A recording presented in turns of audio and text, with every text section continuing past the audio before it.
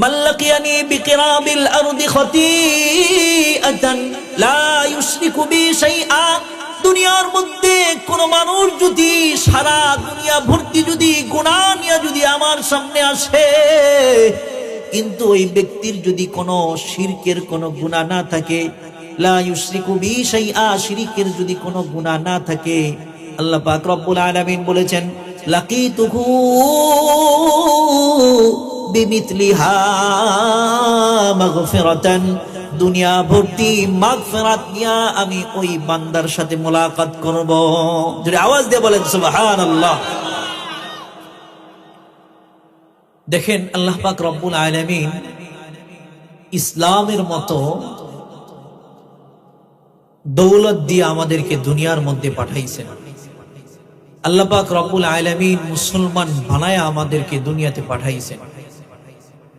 মাগরিবের পর সংক্ষিপ্ত আলোচনা করেছেন আমার এক ভাই, তিনি খুব গুরুত্বপূর্ণ কথা বলেছেন। তিনি বলেছেন ইসলাম শব্দের অর্থ, ইসলাম মানে আত্মসমর্পণ করা। ইসলাম মানে, আমরা মনে করি ইসলাম মানে শান্তি। হ্যাঁ, শান্তি এটা লাজিমি অর্থ। আপনি আত্মসমর্পণ করবেন ইসলামের কাছে, আল্লাহ পাক রব্বুল আলামিন আপনার ব্যক্তিগত জীবন, পারিবারিক জীবন, সামাজিক জীবন, রাষ্ট্রীয় জীবন, প্রত্যেকটা সেক্টরে আল্লাহ পাক রব্বুল আলামিন শান্তি দিয়ে দিবেন। সুবহানাল্লাহ। আপনি সামাজিক জীবনে, ব্যক্তিগত জীবনে ইসলাম মানবেন না, পারিবারিক জীবনে ইসলাম মানবেন না, সামাজিক জীবনে ইসলাম মানবেন না, রাষ্ট্রীয় জীবনে ইসলাম মানবেন না, আর আপনি শান্তি খুঁজবেন, কশিন কালেও শান্তি পাওয়া যাবে না। কথা বলেন ঠিক কিনা? এই জন্য আমরা মুমিন, আল্লাহ পাক রব্বুল আলামিন আমাদেরকে আদেশ করেছেন ইয়া আইয়ুহাল্লাযীনা আমানু দুখুলু ফিস-সিলমি কাফফাহ ওয়া লা তাত্তাবিউ খুতুওয়াতিশ-শাইতান ইন্নাহু লাকুম আদুউম মুবিন। হে ঈমানদারগণ, তোমরা ইসলামের মধ্যে পরিপূর্ণ দাখিল হও। ওয়ালা তাত্তাবিউ খুতুওয়াতিশ শাইতান, শয়তানের পদাঙ্ক অনুসরণ করিও না। আল্লাহ পাক রব্বুল আলামিন ইসলামের প্রত্যেকটা বিধিবিধান নাজিল করার পরে বলেছেন তিলকা হুদুদুল্লাহ ওয়া মান ইয়াতাআদ্দা হুদুদাল্লাহি ফাউলাইকা হুমুয যালিমুন। তিলকা হুদুদুল্লাহ, এই প্রত্যেকটা বিধিবিধান, প্রত্যেকটাই আমার হুদুদ, এগুলো আমার সীমারেখা।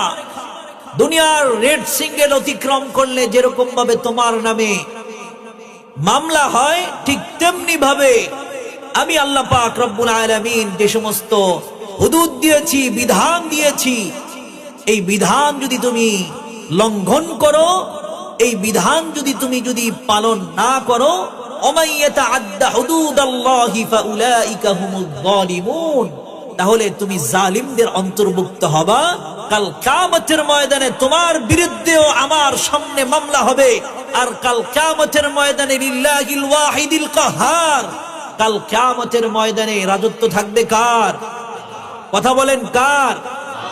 আল্লাহর। আল্লাহ পাক রব্বুল আলামিন বলবেন লিমানিল মুলকুল ইয়াউম, লিমানিল মুলকুল ইয়াউম, আজ রাজত্ব কার? আজ রাজত্ব কার?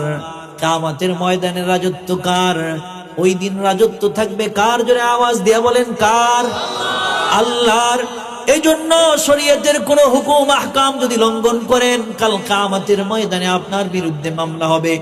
আজকে আমরা মুমিন হয়া ইসলাম ধর্ম পায়া দুনিয়ার মধ্যে আসছি, কিন্তু আমাদের বিভিন্ন কর্মের কারণে, বিভিন্ন কথার কারণে, বিভিন্ন আকীদা পোষণ করার কারণে আমাদের দিন ধর্ম সবকিছু আমরা নষ্ট করে দিচ্ছি। কথা বলেন ঠিক কিনা?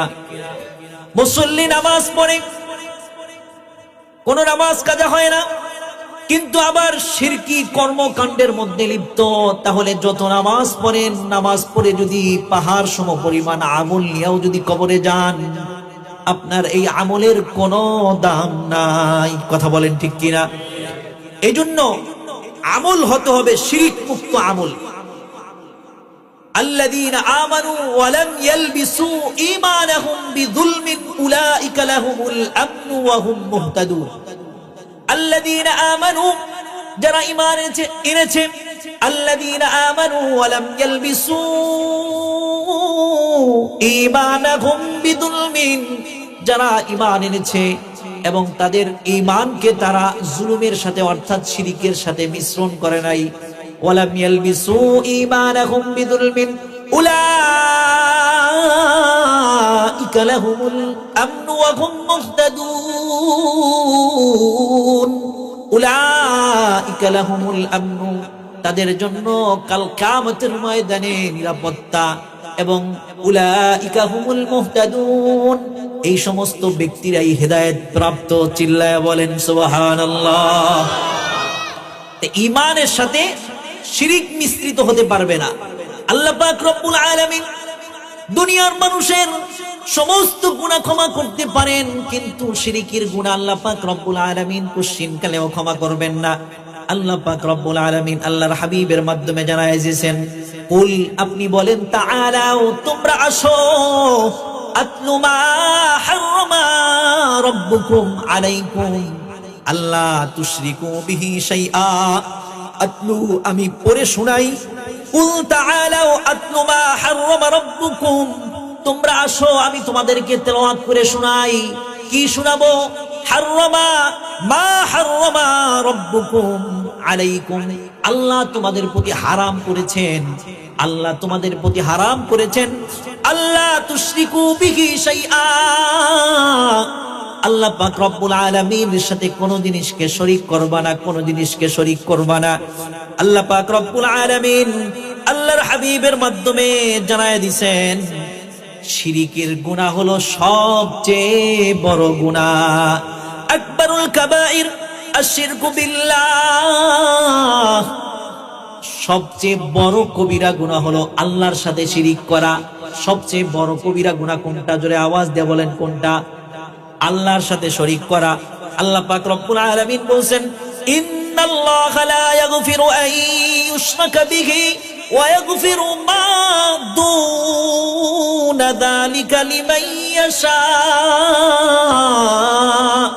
ওয়া মান ইউশরিক বিল্লাহি ফাকাদ ইফতারা ইসমান আযীমা। ইন্নাল্লাহা লা ইয়াগফিরু আন ইউশরাকা বিহি ওয়া ইয়াগফিরু মা দুনা যালিকা লিমান ইয়াশা। আল্লাহ পাক রব্বুল আলামিন বান্দার শিরিকের গুনাহ কোশ্চিনকালেও ক্ষমা করবেন না। এছাড়া যত গুনাহ আছে, এই গুনাহগুলো আল্লাহ পাক রব্বুল আলামিন ক্ষমা করে দিবেন, কিন্তু শিরিকের গুনাহ আল্লাহ পাক রব্বুল আলামিন ক্ষমা করবেন না, কোশ্চিনকালেও ক্ষমা করবেন না। কিতাবের মধ্যে আসছে, কোরআনের মধ্যে আয়াত আসছে, শিরিকের গুনাহ কত ভয়াবহ, কত ভয়াবহ। আল্লাহ পাক রব্বুল আলামিন বলেছেন, ওয়ালাকাদ উহিয়া ইলাইকা ওয়া ইলাল্লাযীনা মিন ক্বাবলিক লাইন আশরাকতা লায়াহবাতান্না আমালুকা ওয়া লাতাকুনান্না মিনাল খাসিরিন। ওয়ালাকাদ উহিয়া ইলাইকা ওয়া ইলাল্লাযীনা মিন ক্বাবলিক, হে নবী, আমি আপনার প্রতি ওহী করেছি এবং আপনার পূর্বে যারা বিগত হয়েছে তাদের প্রতি আমি ওহী করেছি। লাইন আশরাকতা, যদি শিরিক করা হয়, লা ইয়াহবাতান্না আমালুকা ওয়া লা তাকুনান্না মিনাল খাসিরিন, আল্লাহর সাথে যদি কেউ যদি শিরিক করে তাহলে তার সমস্ত আমলগুলো বরবাদ হয়ে যাবে। লা ইয়াহবাতান্না আমালুকা, সমস্ত আমল বরবাদ হয়ে যাবে।